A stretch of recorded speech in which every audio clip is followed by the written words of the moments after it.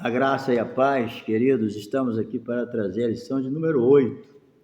Hoje nós vamos estudar o avivamento espiritual no mundo. A nossa lição hoje ela é baseada em Ezequiel, capítulo 37, versículo de 7 a 10 e 47, de 1 a 5 e 9. Parece estranho, né? A gente sai do livro de Atos. Aqui vamos entrar em Ezequiel, mas aqui é a lição de hoje e nós vamos aprender o avivamento espiritual no mundo, lição de número 8 de adulto. O nosso texto áureo está em Ezequiel, capítulo 47, verso 5. A síntese da nossa lição, a verdade prática, diz: somente por intermédio do movimento do Espírito Santo, o mundo pode experimentar o verdadeiro avivamento espiritual.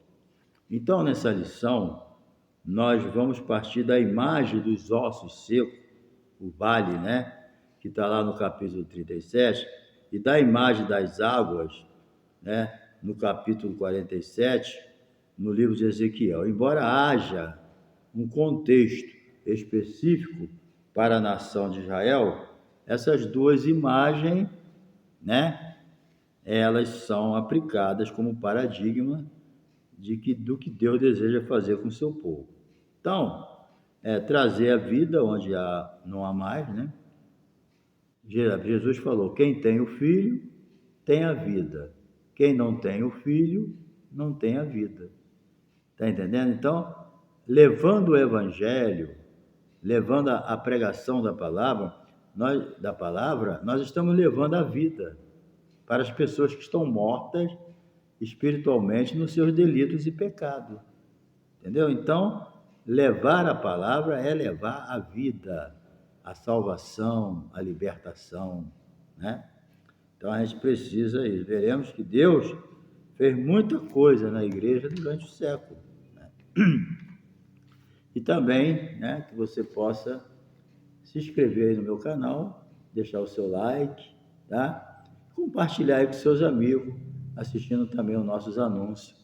Você nos ajuda no nosso canal, porque ele é monetizado, tá bom? Tamo junto, vamos nessa. Bem, o avivamento no tempo de Ezequiel. Então, o profeta Ezequiel, ele alertou o povo a respeito dos juízos de Deus que viriam. E como a gente sabe, Israel não deu muito ouvido ao que os profetas de Deus falavam. Deus mandava o juízo, primeiro mandava avisar. Mas muitos não acreditavam, ainda batiam nos profetas ainda, prendiam, não davam muita atenção. Por causa disso, o que acontecia? O juízo vinha. Então, diante de toda essa calamidade espiritual que o povo de Israel vivia, o Senhor teve ainda misericórdia e poupou ali a tribo de Judá e restaurou ela. Então, a Bíblia ainda diz aqui em Ezequiel 36, 21, mas eu os poupei por amor do meu santo nome, que a casa de Israel profanou entre as nações para onde foi. Ezequiel 36, 21. Porque Deus levantou Israel para que, através de Israel, as nações se aproximassem de Deus. Entendeu? Deus queria, que as nações vissem a diferença de Israel, que serviu o Deus vivo, para as nações que serviam os deuses, de pau, de madeira, as nações que viviam na idolatria. Deus queria mostrar a diferença de Deus, certo? Que as nações olhassem para Israel e sentissem vontade de vir servir a Deus através do testemunho de Israel.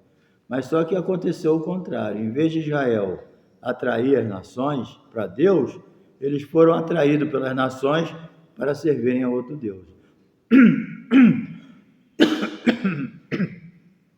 Dá uma limpeza aqui. Então foi isso que aconteceu.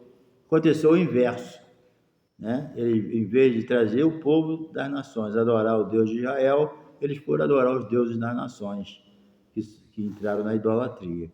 E por causa disso eles foram punidos muitas vezes duramente. Mas Deus no final poupou a Judá, né? Porque Deus sabia que em Judá viria a tribo de Judá, viria Jesus, né? Então Deus teve os seus propósitos. Bem, vamos lá.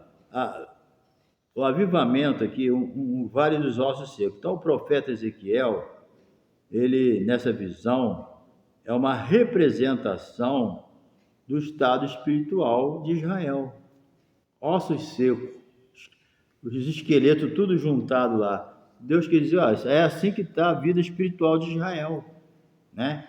Mas depois Deus mandou o profeta profetizar sobre aqueles ossos, e aqueles ossos foi se mexendo, foi se juntando, se tornando esqueleto, depois veio a carne, né? Normal, e depois veio o espírito, tiveram vida. Então, isso aí é o quê? Israel estava morto espiritualmente, mas o propósito com Deus, com Israel, é esse, dele voltar a ser uma nação viva, né? E a gente crê que no milênio isso vai acontecer, ok? Então, havia ali uma promessa de um avivamento nacional, certo? Então, depois de profetizar, Ezequiel contemplou o milagre da visão, certo? Ele entendeu e obedeceu. Deus falou, profetiza para esses ossos. Ele perguntou, pode esses ossos viver? Ele falou, tu sabes, Senhor. Que Ezequiel poderia se rejeitar. Quantas vezes Deus manda as pessoas fazer alguma coisa e eles não fazem? Não é verdade? Ezequiel poderia, eu não vou profetizar para esses ossos secos, não. Isso aí não tem mais jeito, não. Tem. Para Deus tem. Entendeu? Para Deus não é impossível. Ok? Um homem avivado obedece. Entendeu? Um homem avivado não cria problema, faz o que Deus manda. Entendeu? Então, depois de profetizar, aí ele viu o milagre da visão. Olha o que ele diz. Eu profetizei como Deus me mandou, né? Então o Espírito entrou neles, viveram, se puseram em pé um exército em grande extremo. Era chegada a hora de um verdadeiro avivamento espiritual sobre a nação. Se ele não obedece, não acontecia. Mas ele obedeceu e quem obedece vê o milagre. Ezequiel obedeceu e viu o milagre ali acontecer no povo de Israel. Entendeu? Agora aqui, número 3, rios das águas purificadoras. Versículo 47. Então, o profeta Ezequiel, ele viu aquele homem, né, que possuía o cordel de medir nas mãos, com o qual mediu uma distância de 1000 côvados. Bem, essa história aí é bastante conhecida, né? A Bíblia relata que ele andou 500 côvados, né? 500 metros, que é 1000 côvados, entrou na água, andou mais 500, molhou o tornozelo, depois mais 500 metros, né? Molhou o joelho, depois molhou, andou mais 500, a cintura, depois mais 500 metros, mergulhou, que não dava mais para andar. Isso aí é um símbolo muito forte, né? Também da vida individual do crente. Tem crente que ele só entra na água e molha só o tornozelo. Ele não quer se aprofundar mais, entendeu? Ele fica pelas beiradas. Mas aqui, Ezequiel não parou no tornozelo, ele foi até o joelho. O crente tem que andar mais, tem que ir até o joelho, mas não ficou satisfeito, foi até a cintura. Depois não ficou satisfeito, mergulhou, porque não dava mais para andar. Então o crente ele tem que aproveitar aquelas águas, são águas purificadoras. A água simboliza o Espírito Santo de Deus. O judeu entendia muito bem o simbolismo da água e respeitavam. Entendeu?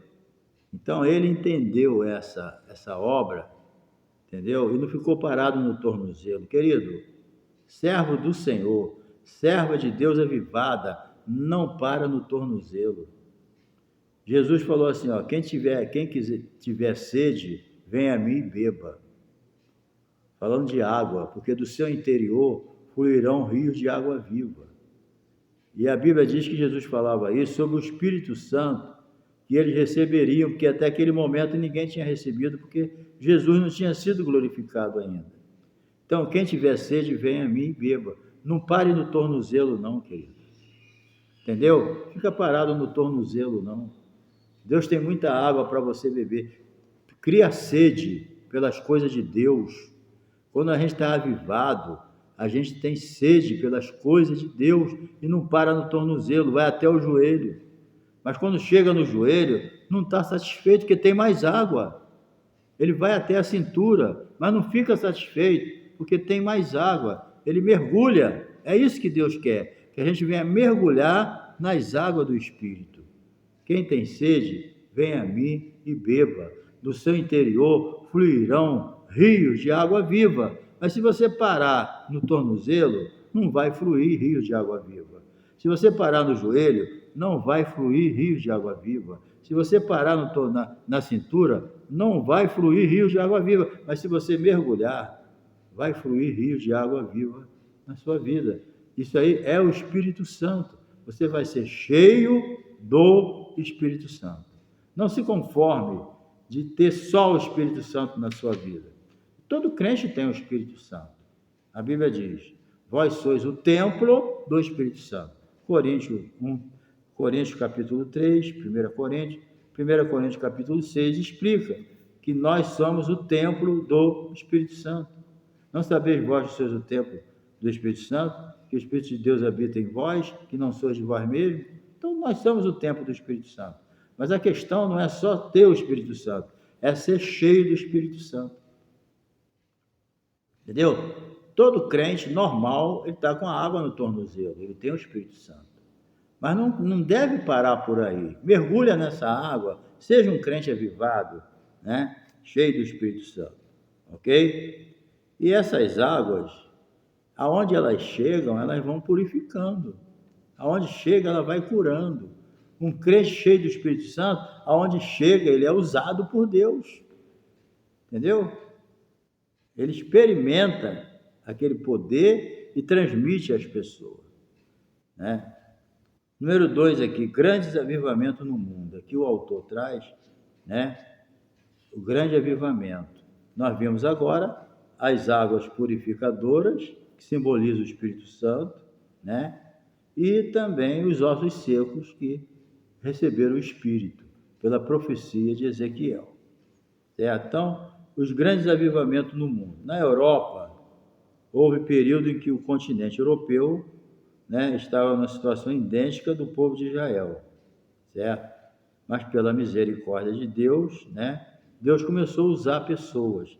Vocês vejam que os avivamentos vêm sempre por intermédio de alguém. Avivamento não cai do céu, num sentido, né? O avivamento, ele sempre começa com alguém que se dispôs a se colocar à disposição de Deus. Quem sabe Deus não quer mandar um avivamento na tua igreja por teu intermédio?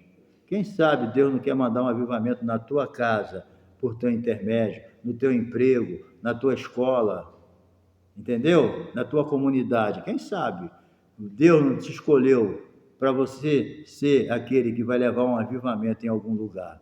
Fica na posição, né? Deus usa quem quer, porque na verdade quem faz a obra é Ele mesmo, entendeu? Então, na Alemanha, né, por volta de 1722, o conde Zinzendorf liderou os morávios num fervor missionário que se espalhou pelo continente europeu e chegou até a América com sua ênfase na religião do coração. Isso aí foi um despertamento, né? O poder de Deus, principalmente voltado para as missões mundiais. Jesus falou: ide por todo o mundo, né? Apesar de ter internet, ter esses meios de essas ferramentas, né, que a gente pode usar, mas não vamos, muita gente pensa que nem precisa mais ir lá, né? Lógico que precisa, entendeu? A gente tem essa ferramenta chamada internet que vai em todo lugar do planeta, mas isso aí também não vai excluir a presença humana, pessoal, entendeu? E muitas igrejas começaram com a internet no exterior. Depois de formar, mandou alguém lá para apacentar. Entendeu bem como é que está funcionando hoje? nas missões modernas, pela internet, pelo Facebook, né? Pelo YouTube, pelo Instagram, né? As pessoas começam a ver e começam a aceitar Jesus pela internet. Quando tem um grupo formado, a igreja envia um pastor lá para apacentar e forma uma igreja, um templo. É assim que está funcionando hoje. Mas tem que estar avivado, senão não tem ânimo. Sem avivamento, não adianta, é muito difícil, não tem condição. Olha, se não tem avivamento, a gente só vê dificuldade. Mas quando a pessoa está avivada, as coisas correm que é uma maravilha. Na Inglaterra também, por volta de 1740, John Ellis e Charles Wesley atuaram com grande fervor missionário, mas como? Buscando o poder de Deus e a unção. Deus fez grandes coisas com John Ellis, entendeu? Mas muita coisa mesmo. Mas hoje em dia, sem poder, a gente não faz nada também. Entendeu? Nada. Um grande avivamento veio sobre a Inglaterra através de 2 homens. Entendeu? Deus não precisa de muita coisa, não. Deus precisa de uma pessoa disposta, né? É isso que Deus quer, né? Eu quero ser uma pessoa usada para trazer um avivamento na minha igreja. Entendeu? No país de Gales também, o Evan Roberts, um adolescente de 13 anos, né? Ele começou novo e ele começou a orar, a buscar, né? Da visão que recebeu de Deus, e ele entendeu que para ser avivado ele precisava abandonar o pecado. Porque às vezes a pessoa pensa que é um pecadinho, né? Para Deus não tem pecadinho nem pecadão, pecado é pecado. O grande problema do pecado no horizontal, na nossa vida, é as consequências, né? Tem pecado que traz uma consequência drástica, outros mais suave, mas para Deus tudo é pecado, entendeu? Nos Estados Unidos também, né? Houve um grande avivamento com Charles Finney. Ele foi muito usado por Deus, esse homem. Eu já li alguns livros dele, né? Era um advogado, Charles Finney, foi muito usado por Deus, certo? Uma vez ele chegou numa fábrica, só em as pessoas olhar para ele começavam a chorar e querer aceitar Jesus. Então ele tinha uma unção muito forte, né? Vinda de muitas horas de jejum e oração. Era um homem de passar muito tempo a sós com Deus. Aí quando ele saía, né? É só mesmo o poder de Deus. Agora, a raiz do avivamento pentecostal, no ano 1900, Charles Fox Pan, obreiro leigo, pregador itinerante, resolveu fundar o chamado Movimento da Fé Apostólica, com o propósito de preparar o obreiro para evangelizar, né? Os alunos estudaram Atos 2, a partir desse estudo, foram batizados com o Espírito Santo. A promessa de Atos alcançou a vida daqueles estudantes. Entendeu? Também em Houston, né, Texas, o pastor negro, filho de escravo de Louisiana, o Seymour, né, ele pertencia ao grupo da Santidade, Hollis, e foi atraído pelo movimento da fé apostólica e foi batizado com o Espírito Santo, com evidência de falar em línguas, né? Esse ano de 1901 é considerado o ano inicial do movimento pentecostal moderno. O autor aqui ele traz uma síntese, né, pequena do que Deus fez na Europa, na Alemanha, na Inglaterra, no país de Gales, né? E também como começou ali o evangelho pentecostal nos Estados Unidos, ok? Seymour, né, procurando um prédio novo, Seymour descobriu um salão retangular que estava abandonado na Rua Azusa, essa rua famosa por causa disso, né? E onde fundou a missão evangélica da fé apostólica. Ali começou o denominado avivamento pentecostal do século XX, que impactou o mundo todo e até para o Brasil, né? Nós vamos ver. Bem, número 3 aqui, a parte final. Os avivamentos mudam a história, ok? Por exemplo, é consenso entre os estudiosos as informações de que os maiores avivamentos do mundo, no mundo, né, trouxeram impacto profundo na política, na economia e na cultura. Certo? Poderemos citar inúmeros exemplos, mas fiquemos com o que ocorreu entre os pentecostais nos Estados Unidos. No contexto da tragédia, né, do racismo naquela nação, entre as igrejas históricas, foi possível contemplar vítimas de séculos de conflitos raciais, cultuando a Deus, falando em línguas, se alegrando no Espírito Santo. Só um verdadeiro avivamento pode trazer isso. Entendeu? Pessoas sofrendo de tudo quanto é jeito, mas alegre, cheio do Espírito Santo, na presença do Senhor. Crente avivado. Entendeu? Geração depois do avivamento. Agora vamos ver agora, né? Também é consenso que em várias partes do mundo os avivamentos provocaram mudança nas igrejas, mas infelizmente não permaneceu, não perduraram. Entendeu? Em muitos lugares a chama se apagou, lugares que já foram, entendeu? A chama foi acesa mesmo, mas apagou. Entendeu? Não houve continuidade, a verdade é essa. Os instrumentos de Deus que incendiaram nações passaram, né? Os seus sucessores não tiveram o mesmo ímpeto de manter o fogo aceso, porque às vezes a segunda geração ela não vem com o mesmo fervor, vem dividida e apaga, entendeu? Não mantém a chama acesa, entendeu? Ora, o Deus de Welles, Charles Finney, de William Seymour, né, é o mesmo, ele não mudou. Mas, mais do que nunca, precisamos sentir a mesma necessidade que esses homens de Deus sentiram em seus tempos para buscar o verdadeiro avivamento espiritual para as igrejas da atualidade. Deus não mudou. A Bíblia diz, Jesus é o mesmo ontem, hoje e eternamente.